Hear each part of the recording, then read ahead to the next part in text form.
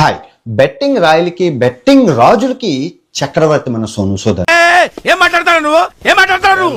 You respect and take respect. I respect the respect and respect. వేల కోట్లు ఎలా సంపాదించాను ప్రూఫ్లతో సహా చూపిస్తాను.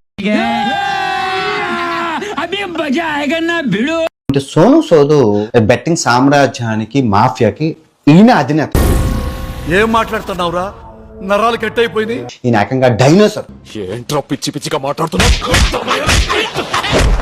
సో అటువంటి సోను సోదు అటువంటి కలియుగ కర్ణుడు రాక్షసుడిగా ఎలా మారాడు?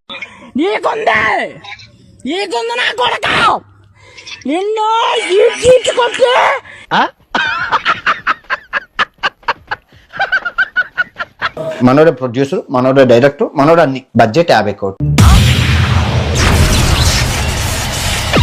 తన 2 గాజులు అమ్ముకోవాల్సి వచ్చింది.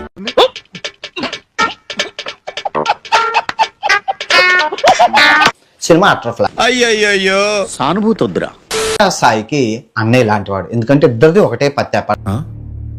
సరిపోయింది.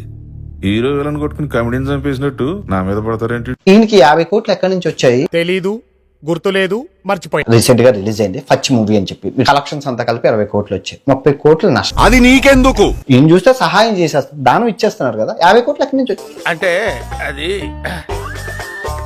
వచ్చిన ఒక్క డబ్బుతో ఒకరు సహాయం చేసి ప్రజల్లో దేవుడిగా ఈయనైతే చలామణి అయ్యారు. పెద్ద ప్లానింగే 100 మందిని చంపి. ఏమిటండి మీరు మాట్లాడేది? కానీ ఈ దుర్మార్గులు ఎవరైతే ఉన్నారో ఈ హర్ష సాయి, సోను సూద్ ఇద్దరు అన్నదమ్ములు. నిజమా అల్లుడు? అంతకంటే ఇంకేం కావాలి సార్? ఇద్దరిది ఒకటే పత్యాపారం. ఏయ్ ఇంకొకసారి నా గురించి మీటింగ్ అంటే కర్ణుడు మళ్ళీ పుట్టాడు అన్న. నేను నమ్మను. నమ్మొద్దురా, అడుగు తిరు. కట్ చేస్తే ఈ కర్ణుడు కాస్త రాక్షసుడు అయిపోయాడు. ముట్టుకోవద్దు. వీడి చావు చరిత్రలో నిలిచిపోవాలి. కొట్టే ప్రతి దెబ్బకి ఓ కాన్సెప్ట్ ఉండాలి. అయిపోయింది, బతికి అయిపోయింది. నీ కొత్త చెక్కేస్తారులే ఈ రోజు అంతా. ఈ కార్యక్రమం ఇంతటితో సమాప్తం. రేపు ఇదే అలవాసులపై మళ్ళీ కలుసుకుందాం. అంతవరకు సెలవా మరి.